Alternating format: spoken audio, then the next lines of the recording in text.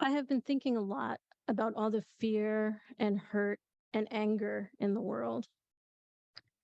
I've also been thinking a lot about how, despite all of our best intentions, when we are hurt and afraid, it is really, really hard to always live our UU principles and to act with love. I've been chewing on this in both my conscious and unconscious mind. Then one day recently, I was really struggling with a personal relationship. It seemed like everything was turning into an argument. I am not going to get into specifics, but just know that I was feeling misunderstood. I was angry. I was afraid that the love I had shown was being disregarded. I was dwelling in all of those unhappy feelings, letting them block my view of anything good. But do you know, somehow, somewhere from within the depths, I decided to reach out and do something loving. I was surprised by my choice. And with that act, I had a moment of clarity in which I realized I had been misunderstanding the very nature of love. Think about someone who has shown you love in your life. Maybe a parent, a friend, a teacher, a lover, a stranger, a pet, a child. Hold that feeling of love inside for a few moments now.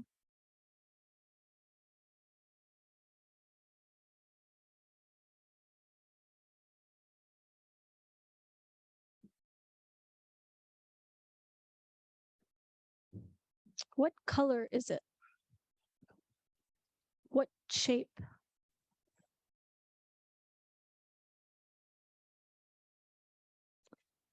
Now think about someone you have loved. Maybe it's the same person or creature. Maybe it's someone else. Imagine that love forming inside of you and then sending it out to that other being. Imagine that love forming inside of you and then sending it out to that other being.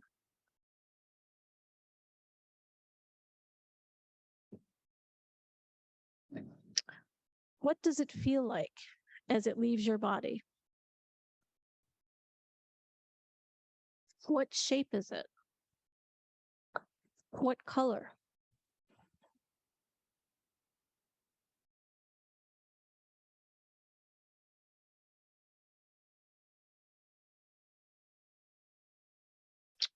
Were the colors and shapes of the love you received the same as those you gave? Did they feel the same?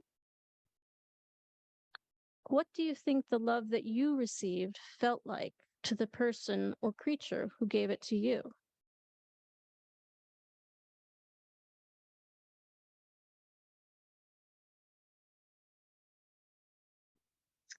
This is what I realized.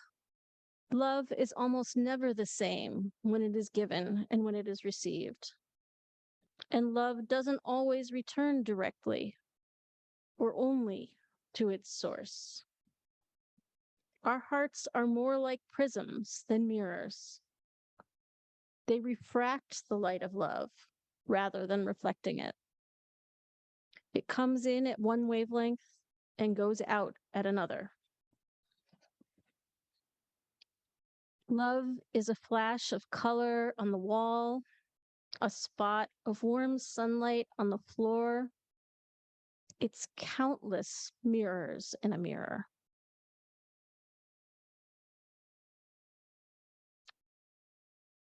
I have received so many beautiful, unsolicited refractions of love here in this congregation.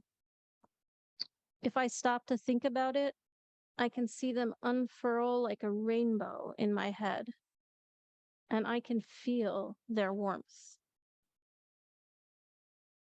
Being asked by Reverend Margaret to share a connections talk at an in-gathering service, making goulash with Dan Leonard and Lisa Temeshak and the Porters to raise money for our partner church in Romania, dancing with a beaming Angela Calabria at Reverend Wendy and Reverend Lynn's in-gathering service or convocation ceremony, sorry.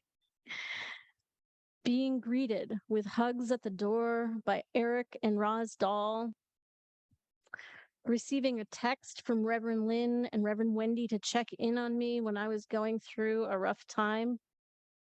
I could go on and on and on. I hope you all have had similar experiences. I am so grateful for all of these moments, grateful they were offered, and grateful that I was able and ready to receive them. And then there's this. I wonder about how many and which ones I failed to notice.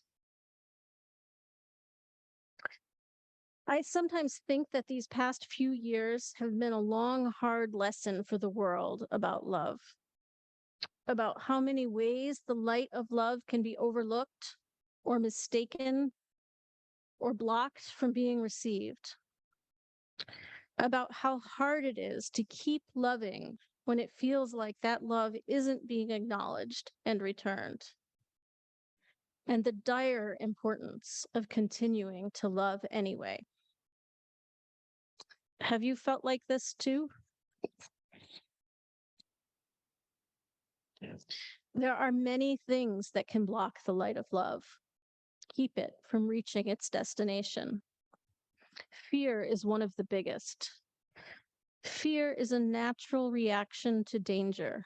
We feel it in our bodies. It tells us to turn away, to make ourselves small, to put up walls to keep ourselves safe. Fear is necessary, but it can also overstay its welcome and keep the light out too long, can keep us from venturing out and being available to receive love. And even worse, fear can distort love, make us see darkness where really there is light. A fascinating and scary example of this for me is the reaction to COVID and masks. COVID is a real danger, something that we didn't anticipate and couldn't see. It has killed millions, and our immune systems, as well as our minds and our hearts, all have gone a bit haywire with fear in reaction to the danger it poses. We're all tired of it now and wanting to move on, and masks are for many a reminder of the fear we felt and may still feel. My own reaction to masks has run the full gamut of emotions, from embarrassment to sadness to fear, exasperation, anger, relief. But there is one memory that stands out in my mind and in my heart. In September of 2020, our ministers, Wendy and Lynn, along with the rest of our staff and many volunteers, organized a drive-through in-gathering.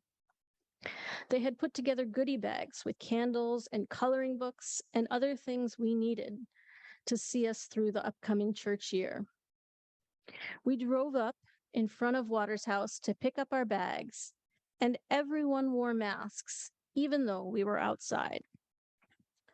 And what I knew with certainty when I saw Wendy and Lynn and everyone else with their masks was that the masks were a demonstration of love.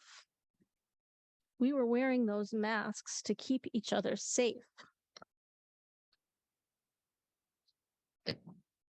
Imagine for just a moment what the world would be like today if from the beginning, everyone in the world could have seen wearing a mask as an offer of love from one human being to another. That it meant, I love you, instead of, I'm afraid of you. Again, let's imagine together what the world would be like today if from the beginning, everyone in the world could have seen wearing a mask as an offer of love from one human being to another. I love you instead of I'm afraid of you. Human hearts are prisms waiting to receive those moments of light and send them back out into the world. But sometimes we can fail to recognize them because they don't look like what we want or what we need in that moment. There's an Edie Beckrell song that I often revisit, Lost in the Moment. It tells a story about people focusing on their own need in moments of loss and want. The melody repeats, lost in the moment of what he needs. Lost in the moment of what she needs. Are you there? Can you hear me? Are you there? We all have those moments when we are in so much pain that we can't see beyond it. And this is why we need love. Love that we can draw on without even realizing it to see us through. A prism cannot reflect an absence of light. In order to give love, we need to have received love. We need to have welcomed it in and let it warm us. And luckily, human hearts are also much more than prisms. We can hold the light of love waiting inside. We can pull it from the corners of our hearts and send it forth transformed.